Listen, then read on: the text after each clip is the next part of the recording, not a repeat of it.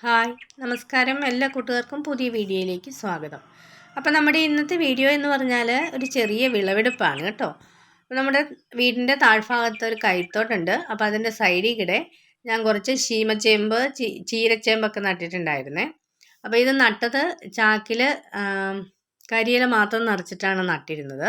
അപ്പോൾ ഇതിൻ്റെ ഒരു വീഡിയോ ഞാൻ ആദ്യം ചെയ്തിട്ടുണ്ടായിരുന്നു. അപ്പോൾ ഈ ചാക്കിൽ ഇങ്ങനെ കരിയില മാത്രം നിറച്ച് നട്ടതിൻ്റെ വിളവെടുപ്പും കാണിക്കും എന്ന് പറഞ്ഞിട്ടുണ്ടായിരുന്നു കേട്ടോ. അപ്പോൾ അത് എല്ലാവരും ചേമ്പൊക്കെ പറിച്ചിട്ടുണ്ടായിരിക്കും. ഇപ്പം ഞാനിപ്പോഴാണ് ഇത് എടുക്കുന്നത്.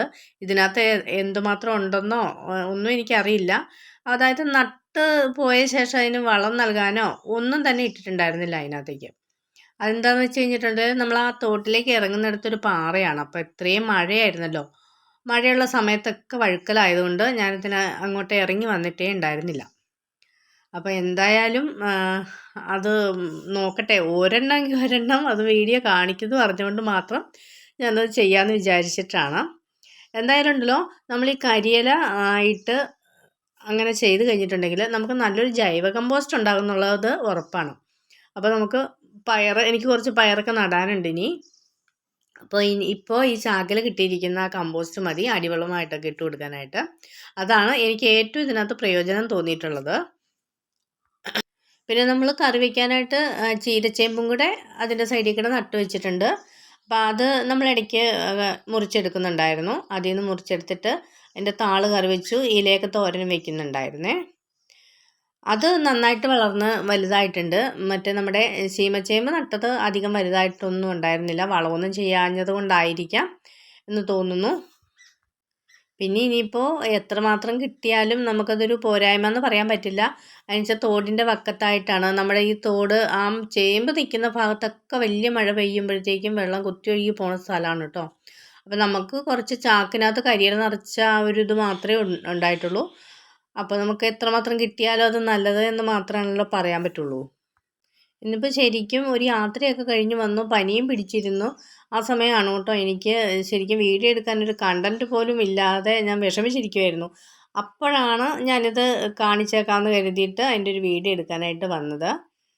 അപ്പോൾ വിളവെടുപ്പെന്ന് പറയുമ്പോൾ ഒരു വലിയ വിളവെടുപ്പൊന്നുമല്ല, നമ്മുടെ ചെറിയ രീതിയിലുള്ള കാര്യങ്ങളൊക്കെയാണ് ഇതിനകത്ത് ഉൾപ്പെടുത്തിയിരിക്കുന്നത്. പിന്നെ എനിക്ക് ഇങ്ങനെയൊക്കെ നട്ട് കഴിയുമ്പോൾ ഒരെണ്ണേ ഉണ്ടായില്ലെങ്കിൽ പോലും ഭയങ്കര സന്തോഷമാണ്. നമ്മൾ ചെയ്യുന്നതാണല്ലോ. നമ്മൾ വലിയ കൃഷിക്കാരൊന്നുമല്ല. കുറച്ച് സ്ഥലത്ത് മാത്രം എന്തെങ്കിലും ചെടിയോ പച്ചക്കറിയൊക്കെ ആയിട്ട് ഇങ്ങനെ ഇഷ്ടം തോന്നിയിട്ട് വെച്ച് പിടിപ്പിക്കുന്നതാണ്. അപ്പോൾ അതിൽ നിന്ന് എന്തെങ്കിലും ചുരുങ്ങിയതാണ് കിട്ടുന്നതെങ്കിൽ പോലും ഭയങ്കര സന്തോഷമാണ്. എനിക്ക് ഇങ്ങനെയുള്ള കാര്യങ്ങൾ ചെയ്യാനും സന്തോഷമാണ്. അപ്പോൾ ഇതൊക്കെ ഇങ്ങനെ ഇപ്പോൾ ചെടിയാണെങ്കിലും ഒരു പൂവിടുന്നത് കാണാനും, ഇപ്പോൾ ഒരു പയറോ അങ്ങനെ എന്തെങ്കിലുമൊക്കെ ഒന്ന് ഉണ്ടായി കഴിയുമ്പോഴത്തേക്കും അത് പറിച്ചെടുക്കാനും ഒക്കെ ഭയങ്കര സന്തോഷമാണ്. എന്തായാലും ചേമ്പ് പറിച്ചിട്ട് ഞാൻ പ്രതീക്ഷിച്ച പോലെയല്ല, എനിക്ക് ഒന്ന് മുഴുങ്ങാനുള്ള കിട്ടിയിട്ടുണ്ട്. ഇനിയൊരു 2 ചാക്കും കൂടെ നിപ്പുണ്ട്. അത് ഞാൻ പറിച്ചെടുത്തിട്ടില്ല.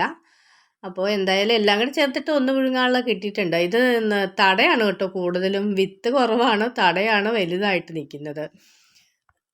പച്ചക്കറി നടാനും ചെടി നടാനും ഒക്കെ ഞാൻ ഇങ്ങനെ കരിയില നിറച്ചിട്ട് മാത്രം നട്ടിട്ടുണ്ടെങ്കിലും ചേമ്പ് ഇതാദ്യമായിട്ടാണ് ഞാനിങ്ങനെ കരിയില മാത്രം നിറച്ച് നട്ടിട്ടുള്ളത്. അതുകൊണ്ട് തന്നെ ഇതിനകത്ത് എന്തുമാത്രം ഉണ്ടാകുമെന്നോ ഒന്നും അറിയില്ലായിരുന്നു. പിന്നെ ഞാൻ പറഞ്ഞല്ലോ, വളമൊന്നും ഇടാനായിട്ട് പറ്റിയിട്ടുണ്ടായിരുന്നില്ല. അപ്പോൾ അതിൻ്റെയൊക്കെ ഒരു പോരായ്മ കാണുമായിരിക്കും. അപ്പോൾ നമ്മുടെ ഈ കുഞ്ഞു വിളവെടുപ്പിൻ്റെ വീഡിയോ എല്ലാവർക്കും ഇഷ്ടമായെന്ന് കരുതുന്നു. അപ്പോൾ ഇഷ്ടമായെങ്കിൽ തീർച്ചയായും നമ്മുടെ ചാനൽ ഒന്ന് സബ്സ്ക്രൈബ് ചെയ്യാനായിട്ട് മറക്കരുതേ. വീഡിയോ ഇഷ്ടപ്പെട്ടാൽ തീർച്ചയായും ലൈക്ക് ചെയ്യാനും ഷെയർ ചെയ്യാനും കമൻറ്റ് ചെയ്യാനും മറക്കരുത് കേട്ടോ. അപ്പോൾ ഇതുവരെ വീഡിയോ കണ്ട എല്ലാവർക്കും നന്ദി.